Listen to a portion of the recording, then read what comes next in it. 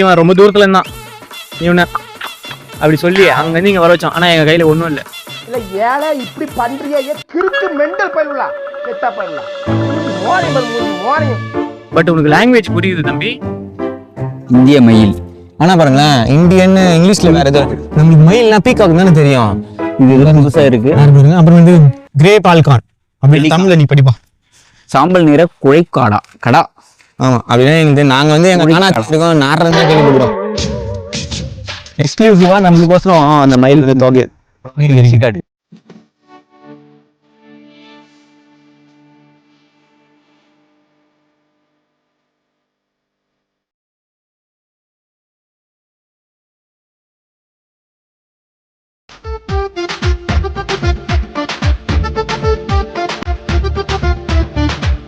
One ஹவர்லயே பார்த்து முடிச்சிட்டோம்.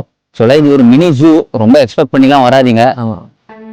சிங்கம் இருக்கும், புலி இருக்கும், அது மாதிரிலாம் எக்ஸ்பெக்ட் பண்ணி அரடி இருக்கும், அதெல்லாம் இருக்கு. குழந்தைங்களாம் கூட்டு வந்தீங்கன்னா சுற்றி பார்க்கலாம். முதல்ல கொஞ்சம் சேஃபா இருக்க வேண்டியது என்னன்னா, உங்களோட ஃபுட் திங்ஸ் எல்லாம் மட்டும் கொஞ்சம் சாப்பிட்டு வந்துருங்க. நீங்க அது மட்டும்தான் பிரச்சனை. நிறைய குரங்குலாம் சுத்துது.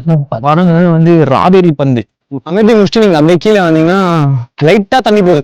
நல்ல மழை டைம்ல நல்லாவே தண்ணி போகும். இங்க நிறைய பேர் குளிப்பாங்க. நாங்களும் இங்க குளிச்சிருக்கோம். நீங்க என்ன குளிச்சிருக்கீங்கன்னா காலையில நினைச்சீங்கன்னா கமெண்ட்ல சொல்லுங்க. தண்ணி லைட்டா போகுது, மீன்லாம் இருக்குதான்னு செக் பண்ணி ஆவா தண்ணி மாரி போயிட்டு இப்ப அப்பதான் ஒரே ஊத்து. மேல இருந்து வர ஃபால்ஸ் தண்ணி தான். இங்க பிரிட்ஜை தாண்டி அப்படியே போனா ஜமுனாமத்தூர் போகலாம்.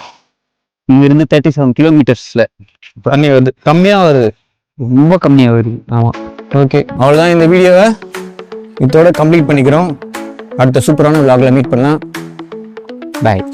எங்க வீடியோ லைக் பண்ணுங்க, ஷேர் பண்ணுங்க, கமெண்ட் பண்ணுங்க. மறக்காம சேனலை